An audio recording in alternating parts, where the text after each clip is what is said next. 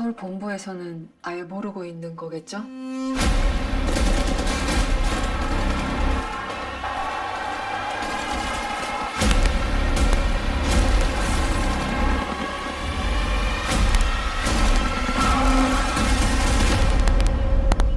반갑습니다.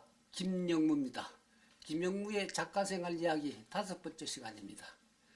내가 가본 모가디슈, 그게 오늘의 주제인데 마치 럭비볼처럼 제가 다소 엉뚱한 대로 튀어버린 것 같죠? 네, 작가님. 갑자기 아프리카 얘기를 하신다고 하니까 좀 당황스러운데요. 현수연 씨는 혹시 최근에 류성환이라는 감독이 만든 영화 모가디슈를 보셨어요? 아니요, 저 요즘에 너무 바빠서 영화관에는 통 못 갔어요. 실은 나도 아직 그 영화를 못 보았는데 그 모가디슈란 영화가 개봉된다는 문화 뉴스를 접하게 되면서 결과적으로 오늘 이 시간이 만들어지게 된 거예요.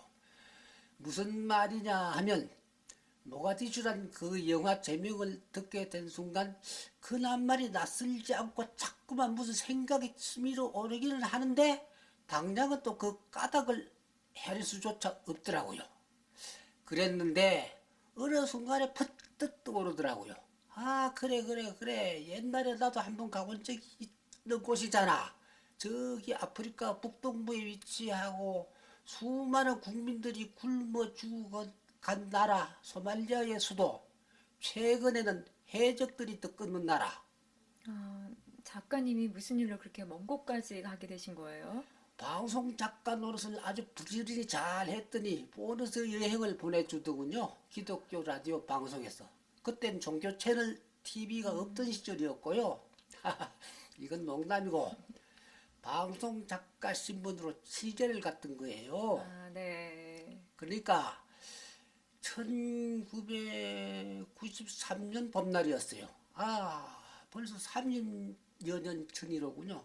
그때 기독교 방송 CBS와 사단법인 이웃사랑회가 끊임없는 내전과 가뭄 등으로 인해 3천여만 명이 기아선상에서 허덕이나는 저 아프리카의 참상, 그 현장을 취재 방송하기로 특별 기획이 세워졌던 거예요.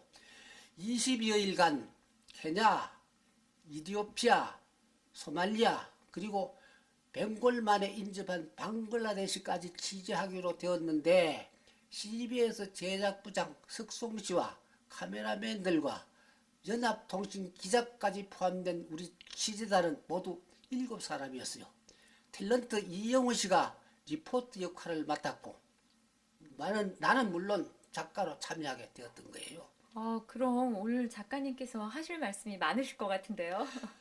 오늘 나는 밤새도록 할 얘기가 준비되어 있는데 밤새도록 제 방송을 들어줄 사람은 없겠죠? 요즘 사람들은 모두 어떻게나 바쁜지요.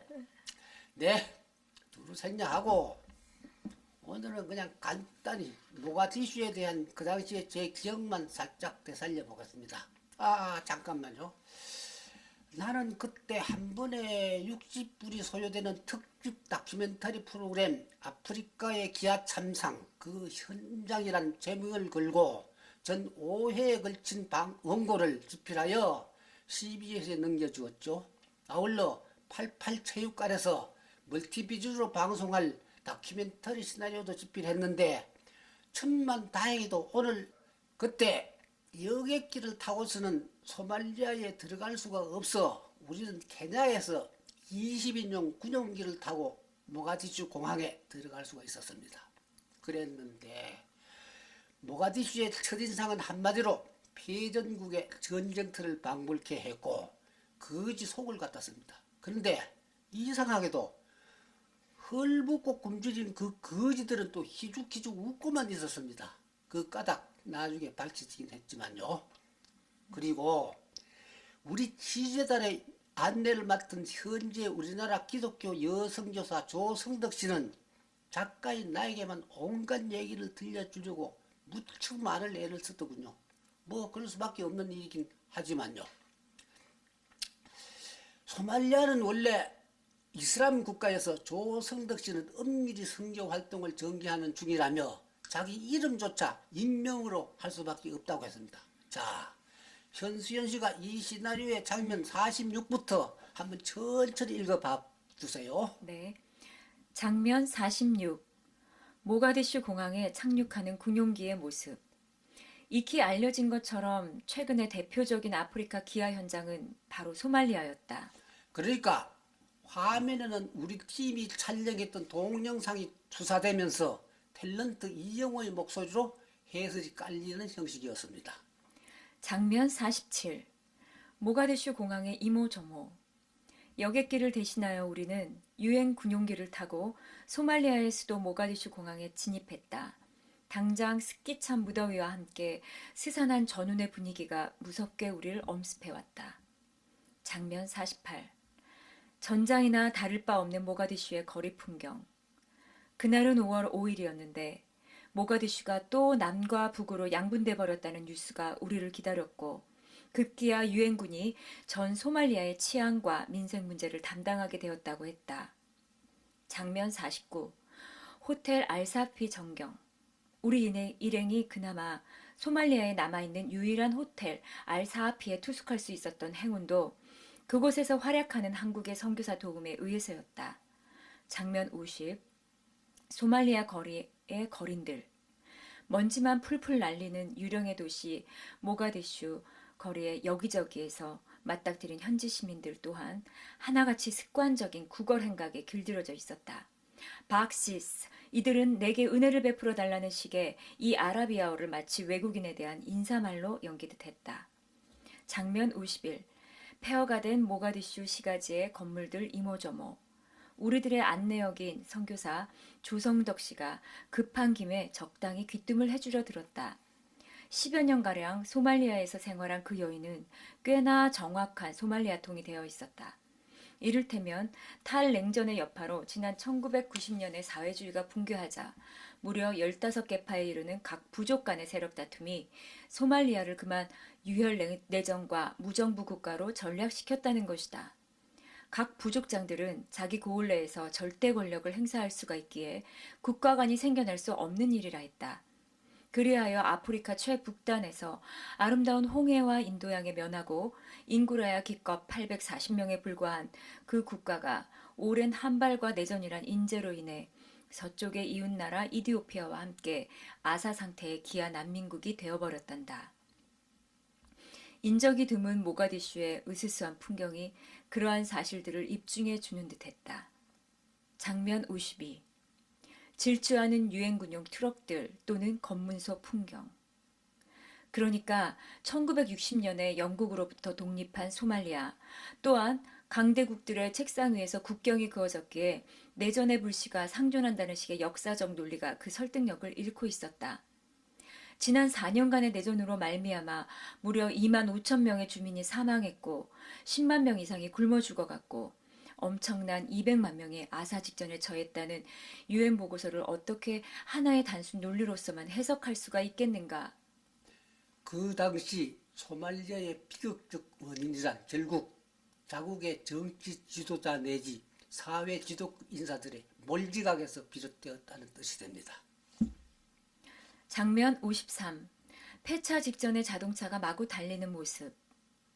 현재의 소말리아는 도둑들의 천국이라 했다. 자동차도 먼저 훔쳐 타기만 하면 임자가 되고 비어있는 주택에도 먼저 들어가기만 하면 임자가 되고 전 세계에 각종 구호단체들이 보내주는 식료품과 구호 물품들도 전부 관리가 도둑이 되어 먼저 팔아 자기 입속부터 채우기에 바쁘다는 것이었다. 장면 54. 난민촌, 이재민촌. 이토록 처참한 꽁으를 과연 무슨 말로 형용할 수가 있을까? 여기 이 사람들은 무작정 농촌을 버리고 도시로 몰려온 사람들로서 기약 없는 구호 물품에 자기 목숨을 내맡긴 사람들이었다. 그런데도 이런 생활이 농촌 생활보다 낫다고도 했다. 장면 56. 메르카로 가는 길. 자욱한 먼지를 뒤집어 쓰고 비포장 도로를 달리는 취재진의 모습들. 우리는 기관총을 든 유엔군의 일원인 파키스탄 병사들의 엄호를 받으면서 조심스레 취재를 해야만 했다. 우리를 싣고 다니던 찝차 운전기사도 타 부족의 관할구역 진입만은 엄두조차 낼 수가 없다고 했다. 장면 56. 들판 풍경, 달리는 차에서 보는. 남부의 해안 도시 메르카로 가는 길이었다. 모가디슈에서 약 1시간 30분쯤 달려왔는데 그곳에는 아부라는 이름의 경비행장이 자리 잡고 있었다. 장면 57. 아부 경비행장의 모습. 그런데 알고 보니 그 비행장이야말로 소말리아 최대의 치부요, 환부가 아닐 수 없었다. 소말리아인들은 까트라는 이름의 환각성 풀잎을 즐겨 씹는데 이웃나라 케냐나 이디오피아 등에서 한 묶음에 4, 5달러나 되는 그 풀잎을 하루에도 100만 달러 분량씩이나 그곳으로 싣고 온단다. 나는 조승덕 선교사가 베트콩을 닮았다고 생각했는데 그 여인이 작가인 나에게만 은밀히 그런저런 귀뜸을 알뜰살뜰 다 해줬던 겁니다.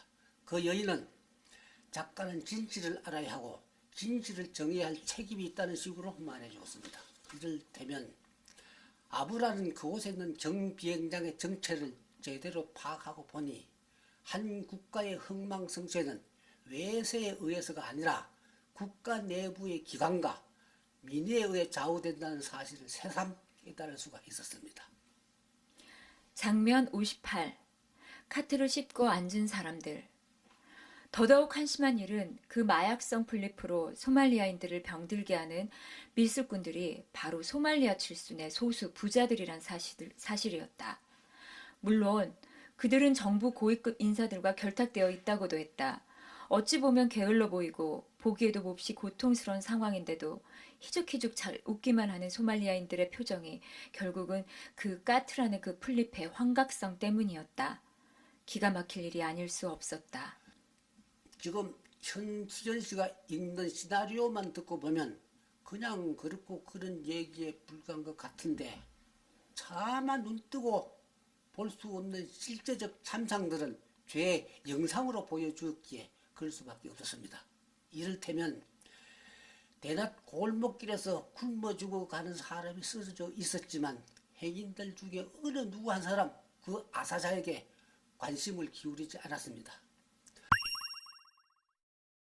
웃어야 할지 우려할지 모를 일인데 제 아무리 가난한 국가라 할지라도 5%가량의 상류층은 부강한 나라의 인류 부자들을 뺨칠 정도로 사치로운 풍요를 누리며 살 수가 있다고 했습니다. 아니 95%에 해당되는 일반 국민들이 5% 상류층을 위한 희생물과도 같은 존재로 전락되어 있다고도 했습니다. 지금 우리는 대한민국 제20대 대통령 선거를 앞두고 있는데 우린 정말로 현명한 선택을 해야 한다는 생각을 다시 한번 해보며 이 시간 방송을 마치겠습니다. 다음번의 테마는 여의도 국회의원 회관에서가 되겠습니다. 구독 버튼 누르는 거 잊지 마시고요. 감사합니다.